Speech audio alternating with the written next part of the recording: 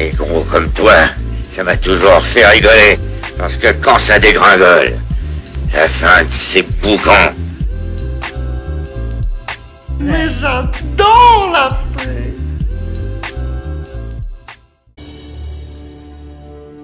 Salut à tous et bienvenue sur l'écran fou, et aujourd'hui, événement, on va parler d'un des films les plus cons de cette année, et même si on n'est qu'en février, je pense pas trop prendre de risques en disant cela, et je veux bien entendu parler de Moonfall, dernier joyeux bordel mis en scène par le roi de la destruction de la planète Terre de toute l'histoire du cinéma, à savoir Roland Emmerich.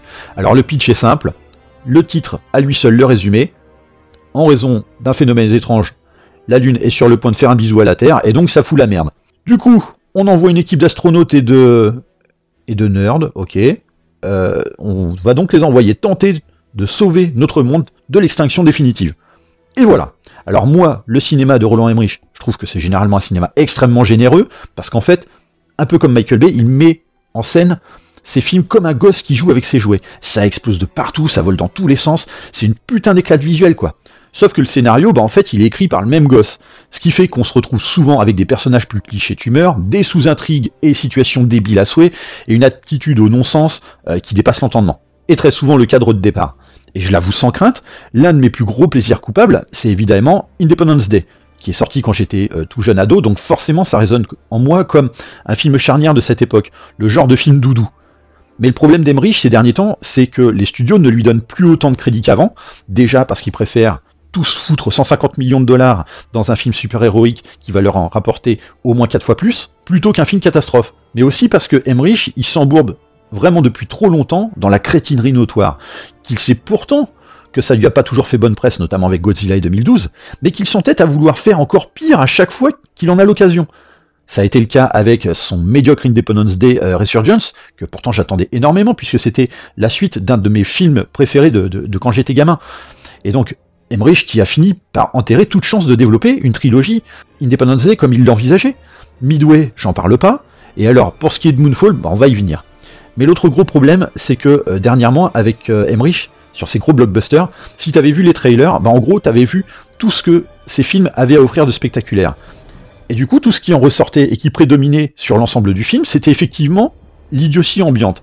Pourtant, Roland Emmerich, c'est un mec qui, comme Michael Bay là aussi, est capable de soigner son écriture, puisqu'il a aussi à son actif quelques films plus intimistes et traités avec sérieux, comme Stonewall ou encore Anonymous, donc il sait le faire. Et j'ai jamais compris pourquoi il a toujours considéré que c'était pas compatible avec le spectaculaire proposé dans ses films catastrophes. Ceci étant, là où je l'excuse à moitié, c'est que quand tu vois ce qui est sur le point de tomber sur la gueule des héros en général dans ces films, t'es obligé d'en arriver à faire du grotesque si tu veux qu'ils survivent. Donc, oui, je le cache pas, j'ai particulièrement été déçu de ces derniers films, je dois bien l'avouer, donc j'en attendais un peu plus de cette nouvelle destruction en bonne et due forme qu'est Moonfall. Et donc, est-ce que c'est à la hauteur de mes attentes ? Bon allez, non, on va pas tourner autour du pot pendant 107 ans, c'était juste ultra mauvais. Mais à tous les niveaux, c'est-à-dire que on est vraiment dans le bigger than ever, à l'échelle plus, dans tous les domaines. Mais pas pour le bon résultat. Alors, dans un premier temps, parce que généralement, c'est ce qui nous intéresse dans ce genre de film, parlons de l'aspect spectaculaire. Parce que oui, la promesse du film, c'est quand même que la Lune, donc une boule de 3500 km de diamètre, vienne percuter la Terre. Donc tu te dis que ça va être du jamais vu, quoi. Sauf que finalement, le peu de catastrophe que tu vois du phénomène, tu l'as déjà vu ailleurs, et en beaucoup mieux. Là, c'est juste un peu hasardeux, et visuellement c'est moche. C'est-à-dire qu'il y a une telle surcharge à l'image que ça en est fouillis au possible, avec un traitement numérique de surcroît qui sent limite le pas du tout finalisé. Donc t'y crois pas.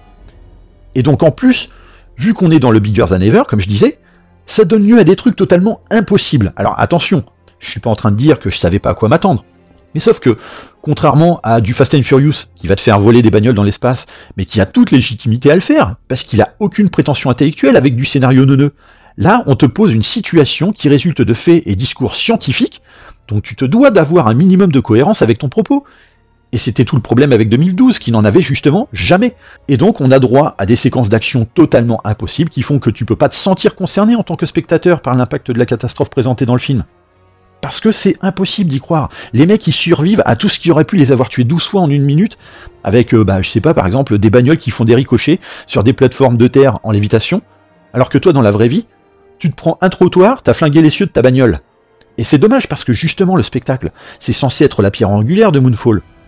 Pourtant, je conçois tout à fait l'idée que t'es là pour voir du spectacle et pas pour réfléchir, mais l'immersion, à mon sens, passe systématiquement par la case crédibilité et réalisme.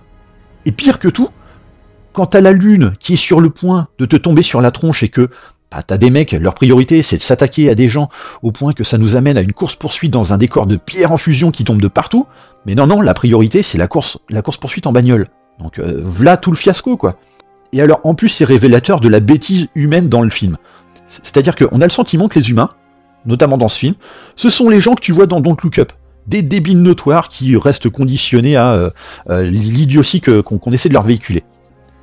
Je dirais qu'ici, Emmerich fait tout pour aller dans le sens contraire de la cohérence, rendre tout encore plus improbable et contre nature, et notamment dans les réactions humaines. Donc soyez prévenus, même moi qui me suis conditionné à ça depuis le premier trailer, j'en ai perdu ma mâchoire plusieurs fois durant la séance. C'est littéralement le film le plus con que j'ai pu voir depuis... depuis 2012, hein, donc du même réalisateur, quoi. C'est quand même assez fort. Donc, si ça ne vous a pas gêné avec 2012, il y a de fortes chances que vous puissiez être bon client pour Moonfall, mais pour les autres, ça va être encore plus dur à encaisser si vous arrivez à le regarder en entier. Hein. Et alors là, je vous garantis pas que ce soit possible. Donc là où on pensait que 2012 avait aussi atteint le niveau max en matière de conneries, c'est encore pire. Parce que limite dans 2012 c'était presque marrant. Et là, ça ne l'est pas, c'est même limite honteux.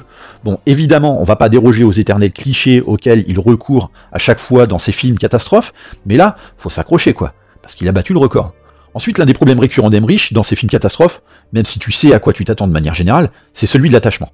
Ça rejoint ce que je disais sur la bêtise des personnages. C'est-à-dire que, par exemple, la force d'un film comme Armageddon, c'était qu'on prenait plaisir à suivre les personnages, même si ce sont pas des lumières.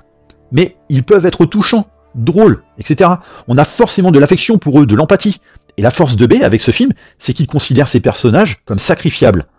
Alors que, avec Emmerich, tu peux pas ressentir ça, parce qu'il est pas capable d'en venir à ça. Donc ces héros, ils peuvent subir tout et n'importe quoi, tu perds en tension parce que tu sais pertinemment qu'ils risquent rien. Et c'est exactement ce qui se passe. Et comme les personnages sont en plus d'une stupidité sans nom, c'est pire encore. Et c'est presque regrettable de voir des acteurs de la trempe de Patrick Wilson ou Halle Berry avec un traitement pareil. Et alors la seconde partie du film, non mais là je crois qu'on atteint un sommet que même la Tour de Babel n'aurait jamais pu prétendre si elle avait été achevée. On est typiquement dans l'un des syndromes du film catastrophe selon Roland Emmerich. C'est-à-dire qu'il n'est pas capable de se cantonner au plot de départ. Faut à chaque fois qu'il déborde pour aller s'embourber dans un délire dont l'idée de base a été conçue après avoir fumé 1,50 m de moquette. Dans Godzilla, il a collé une centaine de bébés lézards. Dans 2012, il a créé des vaisseaux aquatiques improbables. Dans Independence Day Resurgence, il a voulu étendre une invasion alien à une échelle intergalactique pour en faire un space opéra que Dieu merci nous ne verrons jamais. Enfin, je l'espère. Et là, en fait, ça part dans un délire de lune creuse, d'aliens et de civilisation humaine, ajouté à cela de l'intelligence artificielle et encore d'enjeux intergalactiques, pour encore une fois tenter de proposer une franchise qui va s'orienter vers le space opéra, là où justement Independence Day 2 a échoué. Alors que toi, t'es venu voir la lune heurter la Terre. C'est tout. Et alors ce mélange, mais c'est d'une débilité sans nom. Mais là, c'est juste insupportable, et en plus c'est laid. En vrai, dès que ça commence à rentrer dans ce foutoir scénaristique, tu te poses même la question si tu t'es pas endormi dans la salle et qu'on t'a déplacé dans une autre avec un autre film. Ça pioche dans à peu près tout ce que ça peut pour tenter de prétendre à quelque chose d'original, mais ça ne l'est pas, et c'est nul, c'est d'une nullité sans nom. Ça rappelle un peu Oblivion de Joseph Kosinski avec Tom Cruise, qui lui aussi tablait dans pas mal de choses, mais sauf que c'était plus propre, c'était mieux exploité, ça se tenait bien, il y avait une vraie cohérence sur l'approche du film et ses prétentions du début jusqu'à la fin. Et donc franchement, c'était beaucoup plus supportable. C'était même... Ouais, pour moi, c'était un film honorable. Ce que le film d'Emmerich ne peut prétendre à aucun moment là-dessus. Alors tout à l'heure, je parlais du syndrome du film catastrophe selon Roland Emmerich. En vrai, il y en a 3 des syndromes. Donc on a vu le premier déjà, sur le fait qu'il soit pas capable de rester sur la même ligne directrice. L'autre syndrome, c'est que parmi les héros, il y en a forcément un qui a une situation de famille de merde. Et donc là aussi, on ne déroge pas à la règle, puisque de toute façon, on est dans le plus encore. Et puis il y a le dernier syndrome, mais cette fois il nous a épargné un peu ça, c'est que souvent il y a un chien. C'était le cas dans Independence Day, c'était le cas également dans le second opus, pareil dans 2012, je sais plus trop si il y en avait un dans le jour d'après, mais bon, voilà, là il nous a épargné, au moins pour ça. Bref, vous l'aurez compris, avec Moonfall, Roland Emmerich a poussé les curseurs encore plus à fond, sur à peu près tout, et surtout le pire. Ce qui fait qu'on atteint un niveau de débilité tel qu'on s'éclate même plus à le regarder, ne serait-ce que comme un manège à sensations, puisque désormais il n'y a plus rien qui rattache ce film à une once de cohérence, et donc à la moindre possibilité d'immersion. C'est vraiment regrettable de se dire qu'un mec comme lui, avec les années et l'expérience, tombe littéralement dans la régression plutôt que la sagesse, et donc un minimum d'équilibre dans ses films. Et alors cette intention de livrer 2 films en un, entre la première partie et la seconde, mais qui n'ont absolument rien en commun, c'est juste pas possible. Il n'y a rien qui s'entremêle, c'est vraiment la goutte d'eau de trop, quoi. Donc, à vous de voir, mais même en baissant son niveau d'exigence, c'est difficile. Pour moi, on ne frôle même plus le domaine du nanar, on est en plein dedans, et même à la limite du navet carrément. La différence étant que le nanar a cette saveur de film fauché qu'on affectionne, à laquelle Moonfall ne peut hélas prétendre, du haut de son budget de 140 millions de dollars quand même, et que le nanar, il a plutôt tendance à faire rire de par son absurdité, que Emmerich ne parvient même plus à susciter chez le spectateur devant sa bouillie visuelle. Voilà, j'espère que cette critique vous aura plu et motivé à aller voir un autre film, non parce que celui-ci, il faut vraiment pas y aller, c'est 10 balles de perdu. Pour ce qui est du jeu des répliques, parce que désormais je donnerai les réponses dans les vidéos directement, donc pour la critique du livre de Boba Fett, en générique d'intro il fallait trouver Le Guignolo de 1980, réalisé par Georges Lautner. Ensuite, la deuxième, c'était Razzia sur la Schnouf de 1955 par Henri Decoing. Et pour le générique d'outro, on avait dans un premier temps Donnie Darko, réalisé en 2001 par Richard Kelly, et Forrest Gump de 1994 par l'excellentissime Robert Zemeckis. N'hésitez pas à laisser un petit commentaire pour parler de Moonfall ou d'autre chose. Partagez et likez cette vidéo. Et si vous ne voulez pas que je vous expédie sur la Lune, abonnez-vous, nom de Dieu. Et on se retrouve très vite pour une nouvelle vidéo. Bye! Vous savez, ça s'est passé tellement vite, il n'a pas dû souffrir du tout. Du tout. C'est bien la première fois qu'il fait des étincelles avec sa bite.